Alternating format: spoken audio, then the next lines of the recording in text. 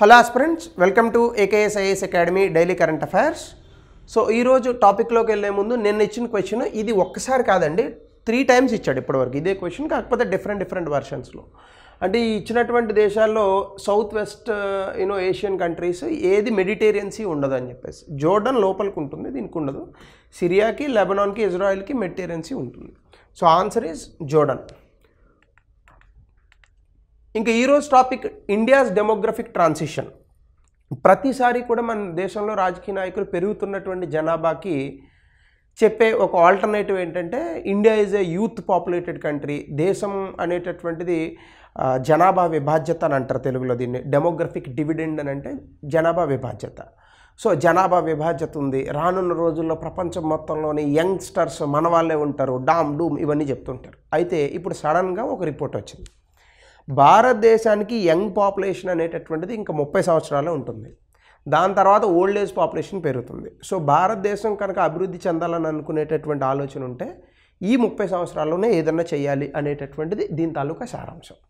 So దీనికి సంబంధించి India's demographic transition అంటే భారతదేశం యొక్క జనాభా పరివర్తన అనేటటువంటిది మొదలవుతుందట. అంటే మనందరం కూడా 30 ఏళ్ళ తర్వాత ఏజ్డ్ పాపులేషన్ అయితంగా. మీ గురించి నాకు తెలీదు, నేనైతే అవను, ఇంకా అలాగే ఉంటాను. సో ఇక్కడ సింగిల్ ఇంపార్టెంట్ ఇష్యూ ఏంటంటే జనాభా విభాజ్యత అనేటటువంటిది కోల్పోతే ఓల్డ్ ఏజ్ పాపులేషన్ అయిన తర్వాత వాళ్ళ వల్ల వచ్చేటటువంటి జీడిపి జనరల్గా తగ్గుతుంది. సో అప్పుడు ఇప్పుడు అభివృద్ధి చెందినటువంటి దేశాలు ఉన్నాయి, ఎగ్జాంపుల్కి జపాన్, యూరోప్లో చాలా దేశాలు, వీళ్ళందరూ ఇదే సమస్యను ఎదుర్కొంటున్నారు. ఎందుకంటే జనరల్గా 60 years దాటినటువంటి జనాభాలకి పెన్షన్లు ఇవ్వాలి, ఫ్రీ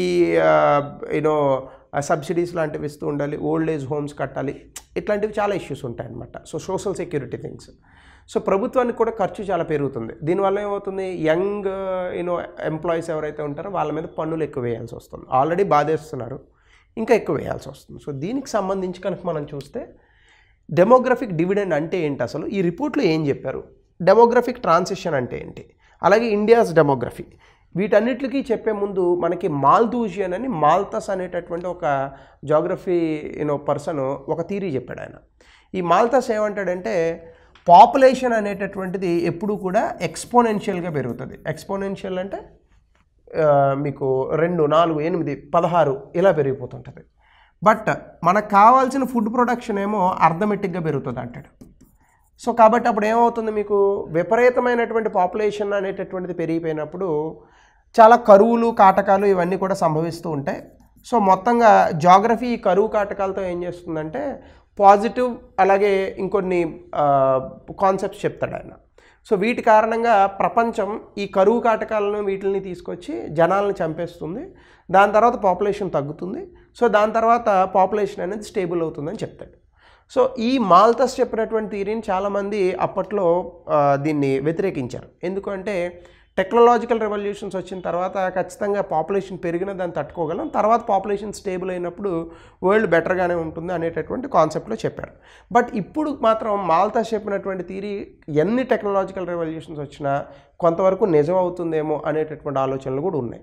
సో దీనికి సంబంధించి ముందుగా అసలు న్యూస్లో ఎందుకు వచ్చిందంటే మెక్కిన్సీ కంపెనీ రిపోర్ట్ ఇచ్చినటువంటి దాని ప్రకారం ఇండియా 33 సంవత్సరాల్లో తన యొక్క జనాభా విభాజ్యత అంటే డెమోగ్రఫిక్ డివిడెండ్ను వాడుకోవాలి, తర్వాత ఓల్డ్ ఏజ్ పీపుల్ అనేటటువంటిది పెరుగుతారు. 2050వ సంవత్సరానికల్లా కూడా మన ఆర్థిక వ్యవస్థ ఏజ్డ్ ఎకనామీగా మారనుంది. అంటే ఇప్పుడు ఉన్నటువంటి యూత్ అందరూ ఆ టైంకి ముసలి వాళ్ళు అయ్యేటటువంటి అవకాశాలు ఉన్నాయి కదా. ఆబ్వియస్గా 2025లో ఉన్నాం, ఇంకొక 25 సంవత్సరాలు వేసుకుంటే ఇప్పుడు సగటున 30 సంవత్సరాలు ఉన్న వ్యక్తి అయినా కూడా 55కి వెళ్తాడు. సో 35 ఏళ్ళు ఉంటే 60 సంవత్సరాలకు వెళ్తారు. సో కాబట్టి అప్పుడు అలా ఏజ్డ్ ఎకనామీ అయినటువంటి ఆర్థిక వ్యవస్థని సిల్వర్ ఎకనామీ అని అంటారు. ఆల్రెడీ ఇప్పుడు జపాన్ ఇలాంటి దేశాలన్నీ కూడా సిల్వర్ ఎకనామీగానే ఉన్నాయి.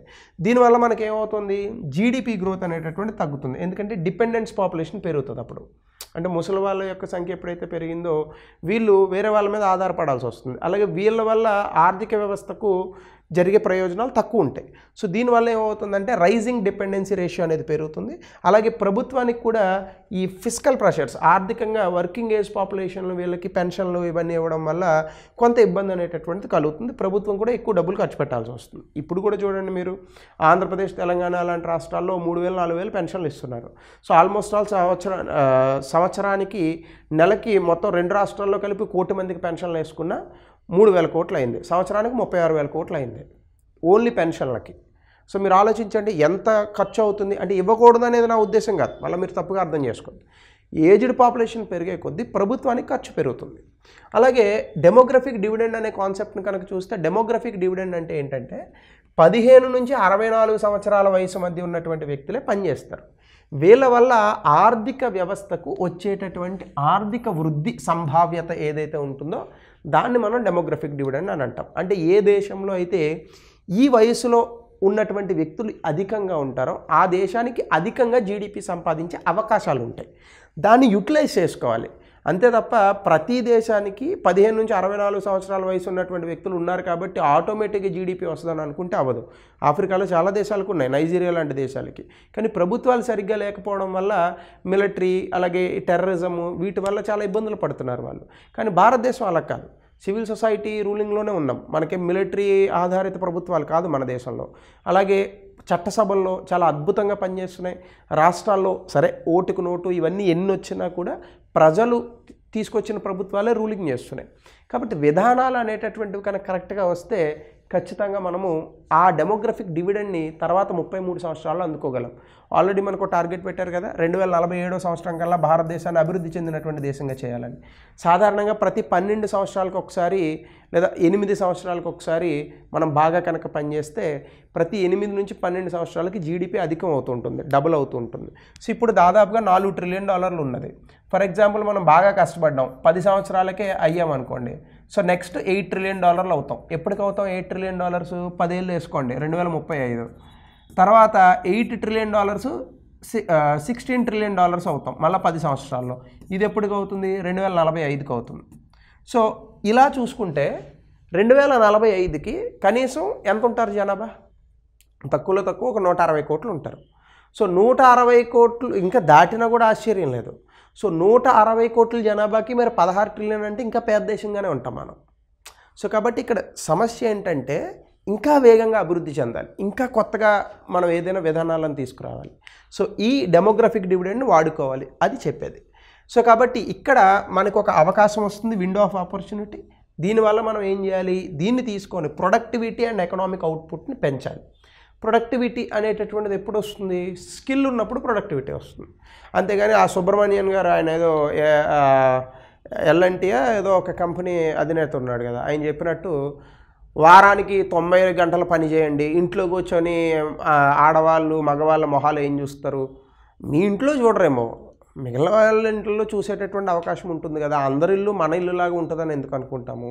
2 6 రోజులు పనిచేసినా రోజుకు 15 గంటలు. మనిషి అన్నవాడు ఎవడైనా చేస్తాడా? పోనీ చేస్తే నువ్వేమైనా ఎక్స్ట్రా జీతం ఇస్తావు వాళ్ళకి?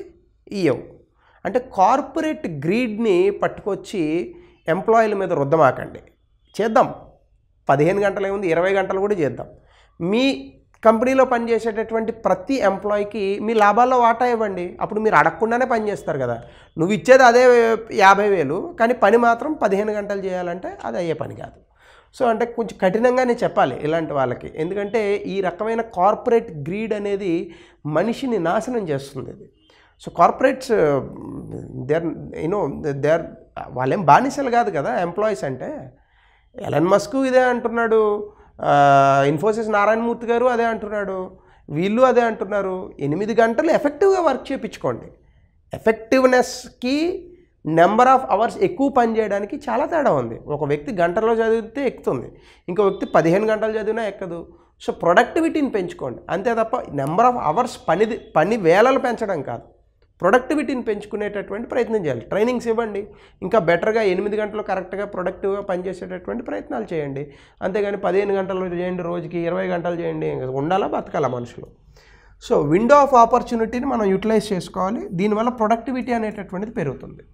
అలాగే ఎకనామిక్ సర్వే 2018-19లో భారతదేశం ఇదే విషయాన్ని చెప్పింది.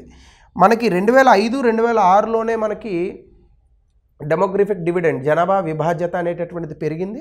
ఇది 2055, 56 వరకు కంటిన్యూ అవుతుందని ఆ రోజు ఎకనామిక్ సర్వే 2018, 19లో చాలా క్లియర్గా చెప్పింది. సో మనకున్నటువంటి ఈ 50 years టైంలో ఆల్రెడీ హాఫ్ టైం అయిపోయింది.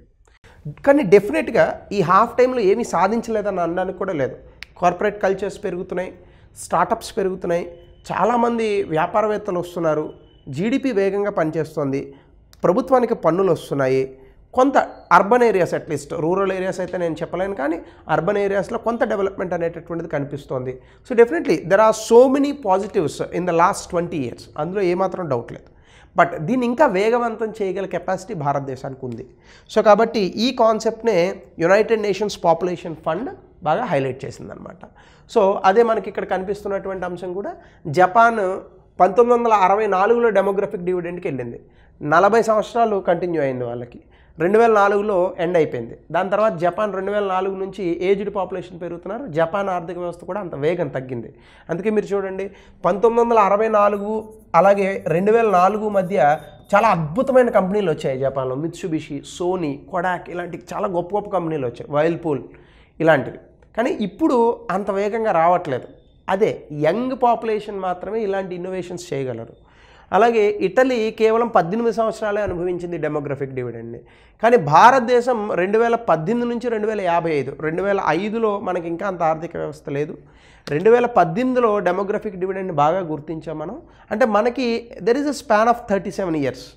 సో ఇప్పుడు అందులో 7 సంవత్సరాలు పూర్తయింది. సో ఇంకా 37 సంవత్సరాలులో 7 సంవత్సరాలు చేస్తే ఇంకో 30 ఏళ్ళు ఉంది.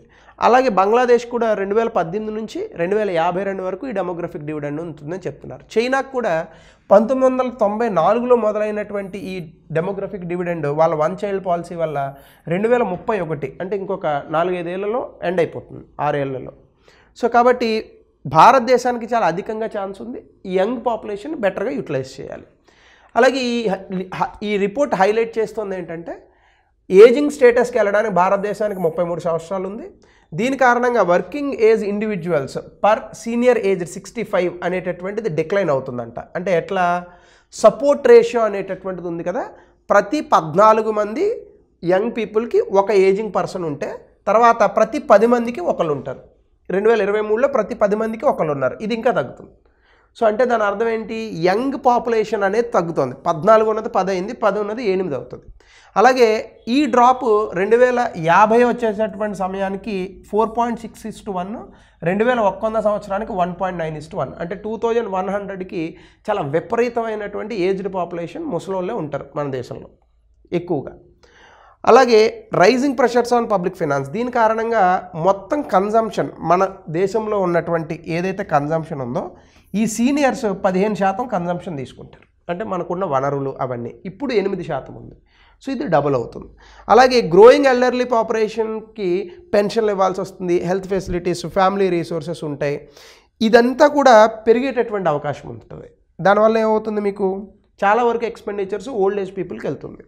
దాంతోపాటు India share in global consumption, అంటే ఈ ఏజ్డ్ పాపులేషన్కి సంబంధించి కనుక మనం చూస్తే గ్లోబల్ కన్జంప్షన్ 9% నుంచి 2050కి 16%కి వెళ్తుందట. సో దీని కారణంగా మనకి ఏమవుతుందంటే అధిక వనరులను ఈ సీనియర్ సిటిజన్స్కి మనం ఖర్చు పెట్టాల్సి వస్తుంది. సో ఆబ్వియస్గా అప్పుడు ఏమవుతుంది, ఇన్నోవేషన్స్ వీటి మీద ఖర్చు తగ్గుతుంది. సో అలాగే మనం చూస్తే లేబర్ మార్కెట్, అంటే పని చేసేటటువంటి వ్యక్తులు తగ్గుతారు. దీనివల్ల ఏమవుతుంది, ప్రొడక్టివిటీ తగ్గుతుందా, ఎస్పెషల్లీ లేబర్ ఫోర్స్ పార్టిసిపేషన్లో విమెన్ ఆల్రెడీ తక్కువ ఉన్నారు. సో ఇంకా ఈ ప్రొడక్టివిటీ అనేటటువంటి తగ్గే అవకాశం ఉంది. సో దీని కారణంగా మనకి వర్కర్ ప్రొడక్టివిటీ ఇన్ ఇండియా ఇప్పుడు $9 per hour. ఇది ప్రపంచ దేశాలతో పోల్చుకుంటే అక్కడ అనుకోండి 1 గంటకి $60 ప్రొడక్టివిటీ ఉంటుంది. అంటే సాధారణంగా మనం చేసే పనిని డబ్బుల్లో కొలుస్తారు. అంటే ఒక ఇండియన్ పని చేశాడు అనుకోండి, ఒక అమెరికా వాడు పని చేశాడు అనుకోండి, వీళ్ళిద్దరికీ తేడా ఏంటంటే అది ఎలా కొలుస్తారంటే, ఇండియా వాడు పని చేస్తే ఇగో ఇంత వస్తుంది $9 per hour, అమెరికా వాడు పని చేస్తే $60 per hourగా గుర్తిస్తారు. సో ఈ ప్రొడక్టివిటీ అనేటటువంటిది ఇంకా తగ్గుతుంది యంగ్ పాపులేషన్ అనేటటువంటిది తగ్గినప్పుడు. దాంతోపాటుగా బర్త్ రేట్ డిక్లైన్, అలాగే ప్రపంచవ్యాప్తంగా బర్త్ రేట్స్ అనేటటువంటివి తగ్గుతాయి. ఇది కూడా జీడిపిని ఎఫెక్ట్ చేస్తుంది, ఎందుకంటే యంగ్ పాపులేషన్ తక్కువ వస్తారు కాబట్టి. 1960లు 1950 70 80 ఈ సమయంలో యంగ్ పాపులేషన్ ఎక్కువ ఉంది కాబట్టి ఇప్పుడు డెమోగ్రఫిక్ డివిడెండ్ వచ్చింది. కానీ ఇప్పుడు ఉన్నటువంటి జంటలు తక్కువ పిల్లల్ని కంటున్నాయి. సో ఫ్యూచర్లో యంగ్ పాపులేషన్ తగ్గుతుంది. ఇది బర్త్ రేట్స్కి సంబంధించిన అంశం. సో దీనికి రికమెండేషన్స్ ఏం చెప్తున్నారంటే లేబర్ ఫోర్స్ పార్టిసిపేషన్ పెంచండి, అంటే అందరూ పని చేయాలి, ఖాళీగా ఉండడం కాదు, అందరూ పని చేయాలి, ఈవెన్ విమెన్ కూడా పని చేయాలి. అలాగే వర్కర్ ప్రొడక్టివిటీని పెంచాలి, అంటే ఒక వ్యక్తి పని చేస్తే అమెరికా వాడు ఎలా అయితే ఒక గంటకు పని చేస్తే $60 విలువ ఉందో, ఇలా మనకున్నటువంటి సాంకేతికతలను అడాప్ట్ చేసుకొని ఇన్నోవేషన్స్ తీసుకొచ్చి స్కిల్స్ కారణంగా ఈ వర్కర్ ప్రొడక్టివిటీ అనేటటువంటి దాన్ని మనం అధికం చేయాలి. 3, ప్రిపేర్ ఫర్ డెమోగ్రఫిక్ షిఫ్ట్, అంటే ఖచ్చితంగా ప్రభుత్వము రేపొద్దున 2050వ సంవత్సరం వచ్చేటటువంటి నాటికి ఈ ఓల్డ్ ఏజ్ పాపులేషన్ పెరిగిపోతారు కాబట్టి ఇప్పటి నుంచే దీనికి ఏదైనా చేయాలి. ఇప్పటి నుంచి డబ్బులు తీసి పక్కన పెట్టడమో లేదా దానికి ఏవైనా కొన్ని కొత్త మార్గాలు అన్వేషించడమో, ఆ అంశాలన్నింటినీ ఇప్పటి నుంచే ఆలోచించాలి. సో ఇవన్నీ కూడా మనం చేయాల్సినటువంటి రికమెండేషన్స్. అలాగే డెమోగ్రఫిక్ ట్రాన్సిషన్ అనేటటువంటిది కనుక మనం చూస్తే, ఇది నేను చాలాసార్లు చెప్పాను, మళ్ళీ ఒకసారి చెప్తాను. సాధారణంగా ఈ డెమోగ్రఫిక్ ట్రాన్సిషన్ అనేది 4 స్టేజ్లో ఉంటుంది. ఫస్ట్ స్టేజ్ ఏముంటుంది? బర్త్ రేట్, అంటే పుట్టేటటువంటి వ్యక్తుల సంఖ్య ఎక్కువ ఉంటుంది, చనిపోయేటటువంటి వ్యక్తుల సంఖ్య కూడా ఎక్కువే ఉంటుంది, అంటే డెత్ రేట్ కూడా ఎక్కువే ఉంటుంది. పుట్టే వాళ్ళ సంఖ్య ఎక్కువ ఎందుకు ఉంటుంది? బేసికల్గా అప్పట్లో అంటే మీరు దాదాపు 1700 ఆ సమయం అన్నమాట. ఎక్కువ మంది పుడుతూ ఉంటారు, ఎందుకంటే కాంట్రసెప్టివ్స్ అలాంటివి ఉండవు, ఎంతమంది పిల్లల్ని కనాలి, ఎంతమందిని ఆపాలి, ఇవేవి ఆలోచించరు అనమాట. ఫ్యామిలీ ప్లానింగ్ ఆ కాన్సెప్ట్ ఏమి ఉండదు. చనిపోయే వాళ్ళు కూడా అంతే ఉంటారు. ఎందుకు? యుద్ధాలు వస్తాయి, 2 హెల్త్ ప్రాబ్లమ్స్ వల్ల. అప్పట్లో హాస్పిటల్స్ అవన్నీ ఏమి ఉండవు, నాటు మందులే ఇవే ఉంటాయి. కాబట్టి చనిపోయే వాళ్ళ సంఖ్య ఎక్కువ ఉంటుంది, పుట్టే వాళ్ళ సంఖ్య ఎక్కువ ఉంటుంది. దీనివల్ల మనకేమవుతుందంటే పాపులేషన్ స్టేబుల్గా ఉంటుంది, ఎందుకంటే చనిపోయే వాళ్ళు ఎక్కువే, పుట్టే వాళ్ళు ఎక్కువే. ఇది 1వ స్టేజ్. 2వ స్టేజ్లో ఏమవుతుంది? పుట్టే వాళ్ళ సంఖ్య ఎక్కువే ఉంటుంది, చనిపోయే వాళ్ళ సంఖ్య తగ్గుతుంది. ఎందుకు? హెల్త్ కేర్లో చాలా ఇంప్రూవ్మెంట్స్ వస్తాయి, పెన్సిలిన్ ఇంజెక్షన్ అని లేదా టీకాలని ఇలాంటివి వస్తాయి అన్నమాట. సో దీనివల్ల ఏమవుతుంది? మీకు పాపులేషన్ చాలా వేగంగా పెరుగుతుంది. ఇది మన దేశంలో 1950 నుంచి 1990ల మధ్య జరిగింది. ఇది చనిపోయే వాళ్ళ సంఖ్య ఏమో తక్కువ, పుట్టే వాళ్ళ సంఖ్య ఎక్కువ. 3వది ఏంటి? బర్త్ రేట్ అనేటటువంటిది డిక్లైన్ అవుతుంది, చనిపోయే వాళ్ళ సంఖ్య కూడా తక్కువే ఉంటుంది, డెత్ రేట్. సో దీనివల్ల ఏమవుతుంది? ఈ పెరుగుతున్న పాపులేషన్ ఉంది చూసారు, అంటే అప్పుడు కూడా 3rd స్టేజ్లో కూడా జనాభా పెరుగుతుంది, కానీ వేగంగా పెరగదు. అంటే ఇక్కడ పెద్ద గీత వేసాను కదా, ఇక్కడ చిన్న గీత వేస్తాను. ఇప్పుడు మనం ఈ స్టేజ్లో ఉన్నాం. సో ఇది ఎందుకు వస్తుంది అంటే పట్టణీకరణ, చైల్డ్ మోర్టాలిటీ తక్కువ ఉండడం, కాంట్రసెప్టివ్స్, స్మాలర్ ఫ్యామిలీస్. ఇప్పుడు ఇండియా ఈ స్టేజ్లో ఉంది. 4th స్టేజ్ ఏంటి? చనిపోయే వాళ్ళ సంఖ్య తక్కువే ఉంటుంది, అలాగే పుట్టే వాళ్ళ సంఖ్య తక్కువే ఉంటుంది. ఇక్కడ బర్త్ రేట్ తక్కువ ఉంటుంది అన్నాను కదా, తక్కువ అంటే అది మరీ తగ్గిపోతుందని అనకూడదు, పెరగడం స్లోగా పెరుగుతుంది అంతే, చిన్నగైతే వేస్తాం. సో లాస్ట్ స్టేజ్లో మాత్రం చనిపోయే వాళ్ళ సంఖ్య, పుట్టే వాళ్ళ సంఖ్య తక్కువ ఉంటుంది, కాబట్టి ఇక్కడ పాపులేషన్ అనేటటువంటిది తగ్గుతుంది. ఇది మనం 2200 సంవత్సరంకో వస్తాం. అప్పుడు మళ్ళీ ఇండియన్ జనాభా భారతదేశంలో ఒక 30 కోట్లో 35 కోట్లో ఉంటారు. సో కాబట్టి ఆ స్టేజ్ వచ్చేటప్పటికి చాలా టైం పడుతుంది అనమాట. కానీ ఈ స్టేజ్ 4th స్టేజ్ అడ్వాన్స్డ్, అంటే high technology, high living standards, social development ఇవన్నీ ఉంటాయి. ఉదాహరణకి America, Japan, even Russia, UK ఇలాంటి దేశాలు ఇందులో ఉన్నాయి, కెనడా ఇలాంటి దేశాలు, ఆస్ట్రేలియా. మనం ఈ స్టేజ్కి వెళ్ళాలంటే చాలా సమయం పడుతుంది, ఎందుకంటే ఆల్రెడీ మనకి ఎక్కువ జనాభా ఉంది. సో దానికి సంబంధించి ఇండియా డెమోగ్రఫిక్ ట్రాన్సిషన్లో కనుక మనం చూస్తే 2011 సెన్సస్ ప్రకారం మనం స్టేజ్ 3లో ఉన్నాం. ఇందా చెప్పాను కదా, lower mortality rate, fertility rates ఉన్నాయి. అలాగే టోటల్ ఫర్టిలిటీ రేట్ మనకి 2.0 ఉంది. టోటల్ ఫర్టిలిటీ రేట్ అంటే నేషనల్ ఫ్యామిలీ హెల్త్ సర్వే 5 2019-21 ప్రకారం. అంటే దాని అర్థం ఏంటంటే 2.0 అంటే ఒక కప్పులు 2 పిల్లలకి జన్మనిస్తున్నారని. రీప్లేస్మెంట్ రేట్ అంటే చనిపోయే వాళ్ళ సంఖ్య, పుట్టే వాళ్ళ సంఖ్య సమానం అవ్వాలంటే 2.1 ఉండాలి. అంటే ఇప్పుడు 2.0 ఉంది, అంటే మన పాపులేషన్ తగ్గడం ప్రారంభమవుతోంది. ఇప్పుడు తెలంగాణలో అయితే ఇది 1.6, అంటే ఇంకా తక్కువగా అంటున్నాం మనం. సో కాబట్టి ఈ టోటల్ ఫర్టిలిటీ రేట్ అనేటటువంటిది average number of children a women would have during her reproductive years, అంటే 15 నుంచి 49 సంవత్సరాల మధ్య ఎప్పుడైనా పిల్లలకి కానీ అవకాశం ఉంటుంది మెడికల్గా.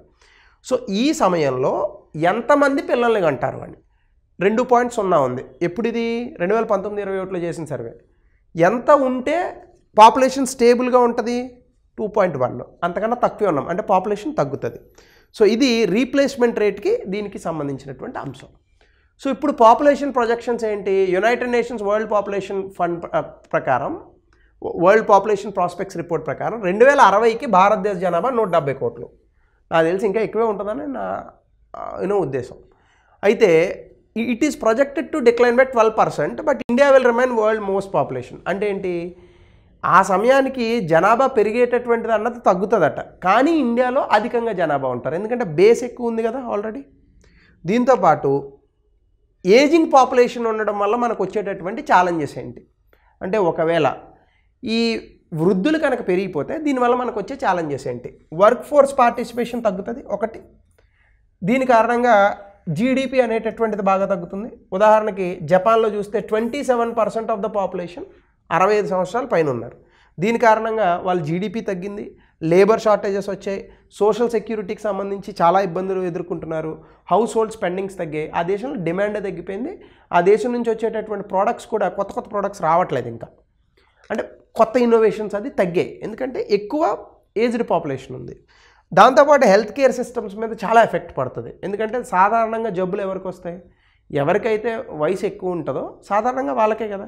సో కాబట్టి హెల్త్ కేర్ సిస్టమ్స్లో క్రానిక్ ఇల్నెస్, పెద్ద పెద్ద డిసీజెస్ ఇలాంటివన్నీ వస్తుంటాయి. వీళ్ళని ట్రీట్ చేయడానికి కూడా ఎక్కువ ఖర్చు అవుతూ ఉంటుంది ప్రభుత్వానికి. అలాగే ఇన్సఫిషియెంట్ హెల్త్ కేర్ ఇన్ఫ్రాస్ట్రక్చర్, ఇది ఇంకా ఇబ్బందులు తీసుకొస్తుంది భారత్ లాంటి దేశాల్లో. దీంతోపాటు ప్రొడక్టివిటీ ఇన్నోవేషన్స్ తగ్గుతాయి. సాధారణంగా యంగ్ పాపులేషన్ ఉన్నారనుకోండి, వాళ్ళు వేగంగా పనిచేయగలుగుతారు, ఏవైనా కొత్త కొత్త ఇన్నోవేషన్స్ తీసుకురాగలుగుతారు, ఎక్కువ సమయం పని మీద పెడతారు. కానీ ఏజ్డ్ పాపులేషన్ అలా పెట్టలేరు కదా. సో ఇది ఒక ప్రాబ్లం ఉంటుంది. అలాగే ఫ్యామిలీ స్ట్రక్చర్స్ కూడా, న్యూక్లియర్ ఫ్యామిలీస్ పెరిగిపోవడం వల్ల, ముఖ్యంగా పట్టణీకరణ కారణంగా ఎల్డర్ కేర్ అనేది చాలా బర్డెన్ అయిపోతుంది. ఇప్పుడు ఒకప్పుడు ఇళ్లలోనే పిల్లలు ఉండి తల్లిదండ్రులు చూసుకునేవారు. ఇప్పుడు తల్లిదండ్రులు ఎక్కడో అమెరికాలో ఉంటారు, పిల్లలు అమెరికాలో ఉంటారు, తల్లిదండ్రులు అనకాపల్లిలో ఉంటారు. సో ఇప్పుడు ఈ ప్రాబ్లమ్ని ఫేస్ చేయడం కూడా కష్టం అవుతుంది, ప్రభుత్వానికి కావచ్చు, సోషల్గా కూడా కావచ్చు. సో దీని కారణంగా మనకి ఎకనామిక్ ఇబ్బందులు వస్తాయి, అలాగే ఎమోషనల్ స్ట్రెయిన్స్ కూడా వస్తాయి. మీరు చూడండి, యంగ్ పాపులేషన్ చాలా గందరగోళంగా ఉంటారు. పెద్దవాళ్ళు పక్కన ఉన్నప్పుడు బేసికల్గా వాళ్ళకి చాలా స్వాంతన లభిస్తూ ఉంటుంది. ఉదాహరణకి ఈ మధ్యకాలంలో ఏదో లక్కీ భాస్కర్ అనే సినిమా వచ్చింది, ఆ హీరో హడావుడి పడిపోతుంటాడు, అప్పటి వరకు మాట్లాడని నాన్న వచ్చి చెప్పేటప్పటికి మారతాడు. ఇప్పుడు ఇలాంటి ప్రాబ్లమ్స్ని ట్యాకిల్ చేయడం చాలా ఇబ్బంది అవుతుంది. అందుకే మనకున్నటువంటి సామాజిక ఆర్థిక పరమైనటువంటి వనరుల మీద దీన్ని ఎఫెక్ట్ చూపించేటటువంటి అవకాశం ఉంది. సో ఇది మనకు వచ్చినటువంటి డెమోగ్రఫిక్ ట్రాన్సిషన్కి సంబంధించిన రిపోర్ట్. దానికి సంబంధించి ఒక క్వశ్చన్ ఇచ్చాను, మీరు దీని ఆన్సర్ని పెట్టండి. అలాగే శ్రామిక శక్తి, విద్యావంతులు, నైపుణ్యం వినూత్నంగా మారనంత వరకు భారతదేశ జనాభా విభాజ్యత అవాస్తవంగా ఉంటుంది. వెరీ గుడ్ క్వశ్చన్, నేనే రాశాను. సో దీన్ని 200 పదాల్లో రాయండి. ఈ క్వశ్చన్ ఖచ్చితంగా వస్తుంది ఎగ్జామ్. సో ఇది డెమోగ్రఫిక్ ట్రాన్సిషన్ గురించి. మరొక కొత్త టాపిక్తో మనం నెక్స్ట్ సెషన్లో కలుద్దాం. దీనిపైన మీ అభిప్రాయాన్ని, ఒకవేళ 2050 కల్లా ఇలా ఏజ్డ్ పాపులేషన్ అయితే ఎలా ఉంటుంది, మీ ఏజ్ కూడా మీకు అభ్యంతరం లేకపోతే కమెంట్ సెక్షన్లో మెన్షన్ చేయండి. అంటే 2050కి ఎంత ఏజ్ ఉంటుంది అనేది. So thank you, have a nice day.